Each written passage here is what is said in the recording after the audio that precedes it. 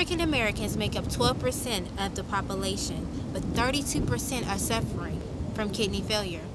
And new cases from high blood pressure right now is at 31%.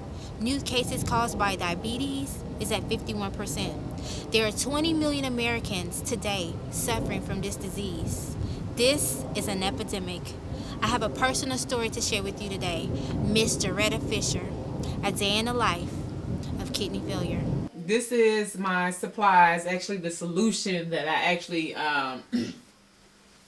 dialyze with to take the toxins out of my body. This is not even a full 2-week supply because this is the solution that I need to do it manually 4 times a day every 4 hours, which takes up a lot of time. I really pretty much stay home because I can't really be out too long because I really can't have it in me more than 4 hours, because eventually if I have the solution sitting in my abdomen over 4 hours, it will go back into my body basically. Mm-hmm. So like I said, this is not even a full 2 weeks, so basically this should be more than double for an entire month. They ship it every month. They got yellow, green, and red. It's different concentrates or whatever, just depending on how much fluid I have in my body. The green one is a regular one, a normal one that I would use on a regular basis. But if I have like, if I'm swelling and things like that and too much fluid overload, I would use the red one, which is like a 4.25. The green one is a 2.5. And then if I'm probably like dehydrated or something like that and can't put too much fluid off, I would do the yellow one, which is like a 1.5. Mm-hmm. So I just got all of them just in case. Just depends. I have to keep up with my weight and basically how much toxins and stuff I'm pulling off my body. So just to be able to know which one I need to use at that time of dialysis. So do the doctor give you directions on how to, do they give you a class? I had training. Right. So I was trained for a really long time because I was getting flushed. But yeah, I had training. I actually went into a dialysis center, and my PD nurse was peritoneal dialysis nurse, trained me on how to do it. This is what it looks like. I have to walk around every 4 hours with a whole bag of this inside my abdomen like I'm 4 months pregnant. So I have to inspect the bag, make sure there's no leaks or tears, or, make sure nothing's floating around in the solution. And basically this is what's going to be hooked up on like the IV pole or whatever. And basically I hook myself up to the tube or whatever and, have it drain inside. And then there's another bag in here that's empty that it drains out into. So. Okay. And it has to sit in the cooler pretty much all day. I always probably have to keep one. I'm in a cooler with the heating pad because it takes a while to warm up, because we shouldn't use the microwave or whatever. So.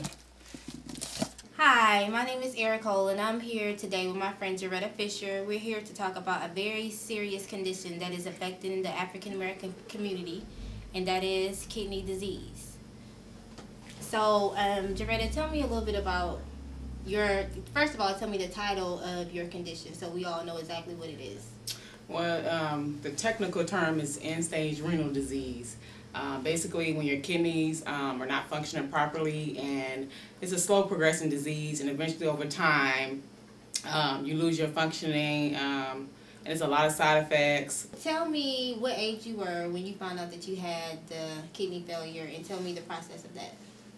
Well, I found out when I was around 23 years old. I got laid off from Home Depot, and I went to the doctor for another medical issue or whatever, and the doctor had found out that I had a lot of protein spilling in my urine, and she did some tests, and basically that's how I found out, for going to the doctor for something else, basically. Mm-hmm. And once I went to the nephrologist, what is a kidney specialist or whatnot, she told me my kidney function was at 30%. Mm-hmm. So basically I'm 23, and for me to lose 70% of my kidney function, it had been going on for years, because as a teenager, probably preteen, teenager, I suffered from obesity and high blood pressure. I found out I had high blood pressure at age 19. Mm-hmm. Diabetes is the #1 cause for kidney failure. High blood pressure is the #2 cause. So basically, you put 2 and 2 together, it pretty much stems from being obese and suffering from high blood pressure. So as far as the states, where are you? I mean, I know they have like first, second, and third order. So where are you all in that? Well, actually, I'm at the end stage. I'm really at the last stage. I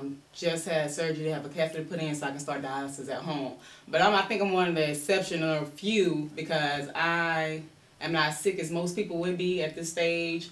I'm very tired. I really don't do too much because I sleep most of the time, and I got a little bit of insomnia at night. I think that's part, some of the symptoms from that. Just being tired, having to take a lot of medicine. Right now, I take blood pressure medicine. I take Renvilla, which is for like phosphorus that's actually comes in your skin, makes you itch a lot. So basically I have to take something for that. Iron pills because my blood is low. Even with the kidney failure, because I had high blood pressure, which caused the kidney failure, having kidney failure actually causes your blood pressure to continue to go up, which will destroy the kidneys even faster. So basically, as time permits, depending on how my blood pressure is, I have to switch a lot of different medicines and things of that nature, And I have swelling in my ankles, from holding fluid from the kidney failure. So it's a lot. Like I said, I don't do too much because being tired is definitely like one of the #1 symptoms that I have. Loss of appetite recently. I've been losing a little bit of weight. I have a friend, she also suffers from kidney failure, and she's lost a lot of weight. She does dialysis in the clinic 3 times a week, which is really rough on your body. So hopefully mine won't be that bad because I'll be doing it at home, which I'll be doing it every day at night while I sleep. So it's not as aggressive as doing it in clinic. For everybody who don't know exactly what dialysis is, I don't know exactly what that entails. So tell me exactly, when you say that you're going to be doing something at home, what exactly are you doing?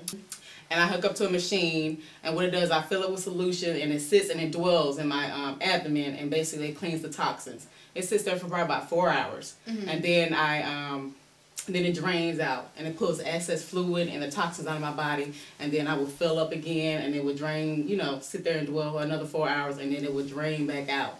So basically, I'm free to do whatever I want to do during the day. Now, if I can't, something happens when I can't do my machine, I will have to do 4 manual exchanges throughout the day. Basically, I will hook up to an IV, basically the same thing. It will come in here, come in my abdomen, and then I will fill up and dwell for 4 hours, and then I will get back on the IV and have it drain out, and that's 4 times a day. So it takes a lot out of your day. You have to really plan your day around dialysis.